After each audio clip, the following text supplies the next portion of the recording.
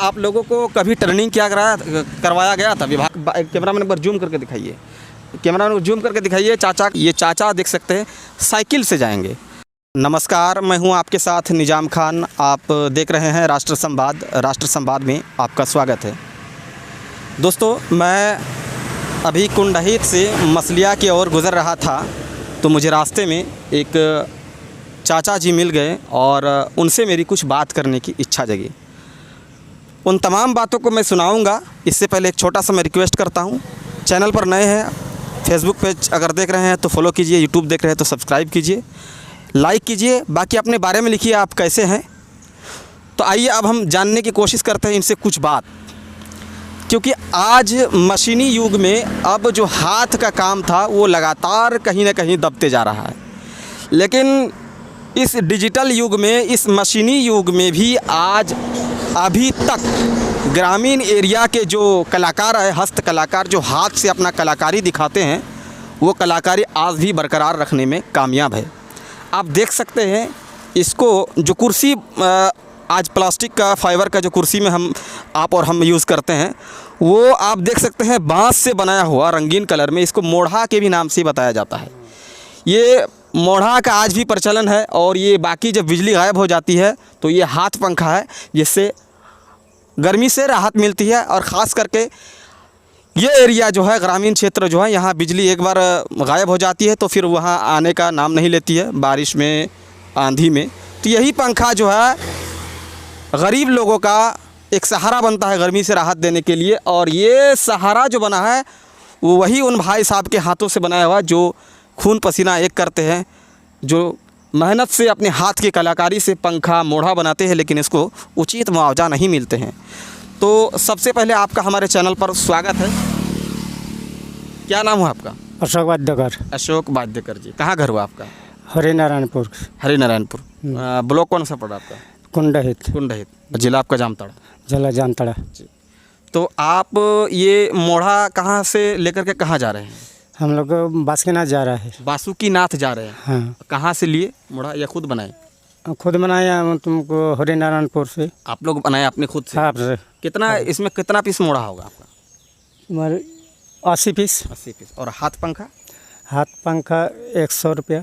100 piece ना? 100 piece होगा। और चालन भी है ना? हाँ। जो चावल को उससे जो कुछ भी रहता है, कंकर उंकर, तो उसको हटाया जाता है। हाँ, मुड़ी सूप जिसको बोलते हैं। मुड़ी बोलते हैं? नहीं, चालन बोलते हैं। हाँ, मुड़ी फुड़ी उसे झाड़ने के होगा। अच्छा, झाड़ा वाला। और इसको क्या बोलते हैं आप? मोढ़ा बोलते हैं। तो इसको बनाने में कितना समय लगता है, एक मोढ़ा को बनाने में? एक मोढ़ा बना के तुम्हार एक दिन लगता है। हाँ। वो जो काठी फड़ेगा, वो बनाएगा, बुनेगा, बांधेगा। अच्छा। एक दिन पड़ जाएगा। तो एक मोढ़ा बनाने में कितना खर्च पड़ जाता है? खर्च पड़े जाता है तुम्हार 20 रुपया। 20 रुपया। उसको बेचते हैं कितना में? 50 रुपया। 50 रुपया। लेकिन फिर मेहनत है आपका। हाँ, जो आपका खून पसीना अभी भी आप देख सकते हैं। कैमरा मैन पर जूम करके दिखाइए, चाचा का भी सवेरे है अभी जो है कि धूप भी नहीं, लेकिन चाचा का आप देख सकते हैं पसीना आप देख सकते हैं सीना पर, छाती पर, इसके चेस्ट पर जो है कि पसीना आप देख सकते हैं। ये काफ़ी मेहनत करते हैं। तो क्या आप लोगों को कभी ट्रेनिंग करवाया गया था विभाग की ओर से? हाँ, ट्रेनिंग करा, हम लोग को पैसा नहीं मिला। क्या चीज़ का ट्रेनिंग कराया गया था? ये सब माची, पंखा, मैंने हस्त कलाकार का आप लोगों को ट्रेनिंग कराया गया था? हाँ। अच्छा, लेकिन आप लोगों को मतलब अभी तक उसका कोई फ़ायदा नहीं मिल रहा है? नहीं, फ़ायदा नहीं मिला। अच्छा, क्या डिमांड करेंगे सरकार से? আমাদেরকে বলেছিল যে তোমার বানালে তোমাদেরকে ফ্যাসিলিটি মিলবে। আচ্ছা। তো ওই জন্যই আমাদেরকে তো ট্রেনিং করাইছিল তোমার আইবিতে, কিন্তু আমাদের ওই একটা করে কার্ড দিয়ে গেছে, আমাদের এখনও তো কোনো ফায়দা মিলল না, কার্ড ভরাই রইল।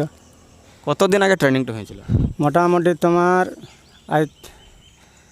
5 সাল হয়ে গেল। 5 সাল হয়ে গেল, কিন্তু ওই কার্ডও ওই যেমনকার তেমন কাগজের মতন পড়া আছে। अच्छा। तो देख सकते हैं चाचा जी हरिनारायणपुर से बासुकीनाथ जा रहे हैं। कैमरामैन आपसे जानना चाहेंगे, बताइए ना कितना दूर किलोमीटर में होगा लगभग वो बासुकीनाथ और हरिनारायणपुर की दूरी लगभग में बताइए। 80 किलोमीटर पड़ेगा। 80-90 ना? 80-90। 80-90। मेरा कैमरामैन दोस्त जो है कि वो बताया कि 80 से 90 किलोमीटर ये चाचा देख सकते हैं साइकिल से जाएंगे।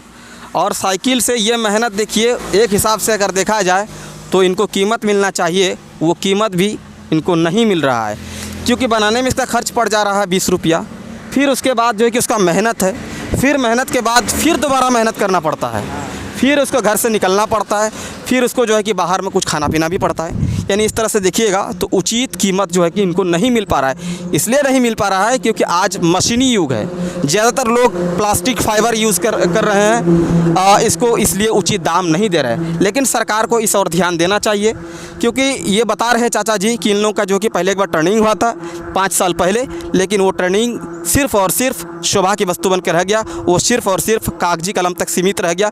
यानी कागज़ में ही घोड़ा दौड़ गया, सिर्फ उसी तक वैसे ही काम बन के रह गया।